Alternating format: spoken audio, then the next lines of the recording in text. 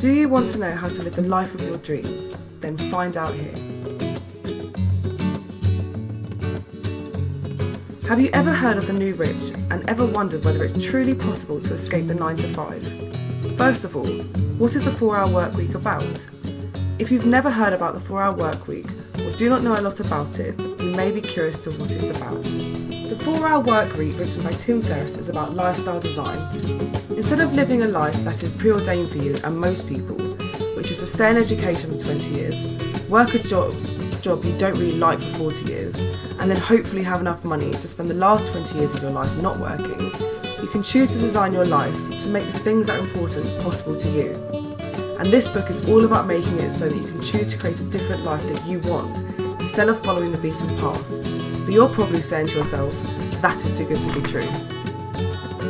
Lifestyle design and retirement.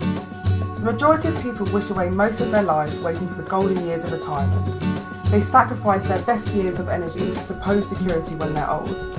But Tim Ferriss asked himself, what was the point? We live in an age now where the retirement may no longer be possible for some people. With the value of currency going down due to inflation, 401ks falling through, and Wall Street crashes, retirement isn't as safe as it once was.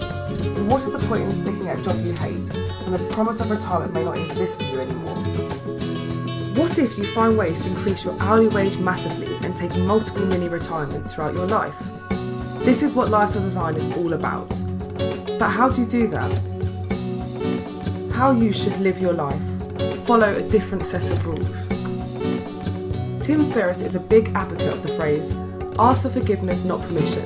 And if you read the 4-hour work week, you will understand why it's so important to do that. When you read the book, you'll begin to see that the rules set by society are merely illusions that we all have tricked ourselves into believing. Once you realise that reality is an illusion, you can destroy your assumptions on what can and can't be done. I used to think living away from home for months at a time was hard to do, but this is an illusion. This summer I lived in Greece, paying €50 a week rent with food and alcohol whilst earning €400 a week, and those were only 8-hour days. The big rule is to never follow the status quo. If you can do something that is more effective or more fun. Just because everyone else is doing it a certain way, does not mean you need to do this way as well. You should always be looking for more innovative ways to do things better, because this is where you can drastically cut the amount of time you need to make money. No one wants to be a millionaire. They just want to live a millionaire lifestyle.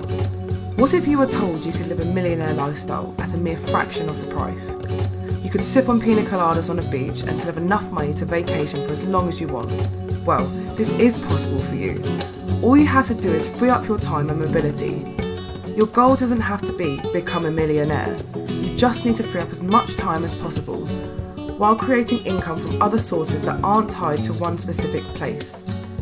The book teaches you that by outsourcing and automating processes, you are able to free up massive chunks of your time. You might be saying to yourself, this is nonsense. It is impossible to live a millionaire lifestyle. Well, think about it this way. £1,000 may not seem like it will go very far, but how far would it go in Cambodia or Thailand? In a paradise like this, your financial costs are considerably smaller, maybe even £20 a day. Living like a millionaire on £20 a day seems pretty cushy, and also pretty doable. All you need to do is learn how to make that much money whilst working from anywhere in the world. Thousands of people are already doing it, so why can't you? Money is not the goal. If it's not clear already, you should know that making the most money isn't the goal. You don't need to make more than you need. The idea is to make enough money to fund the life you want to live.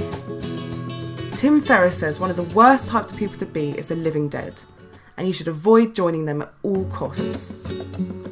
These are the people who spend money on the things they don't want and spend time with people they don't like so they can win the rat race. Having money doesn't make you happy. It's not about having or getting, it's about doing and being. When you can see this, then you can begin to see that money isn't the goal, but the feeling you get, what you spend it on, is. And remember, the amount of money you need to achieve these goals is considerably less than you think. absolute wealth versus relative wealth. The next big point in the book is absolute wealth and relative wealth. You may think that John, who earns $100,000 a year, is more wealthy than Abby, who earns $30,000 a year. But what if John had to work 70 hours per week and Abby only had to work 10? And what if John's job was tied to one place, whereas Abby's job could be performed anywhere in the world? Then suddenly Abby seemed a lot more successful.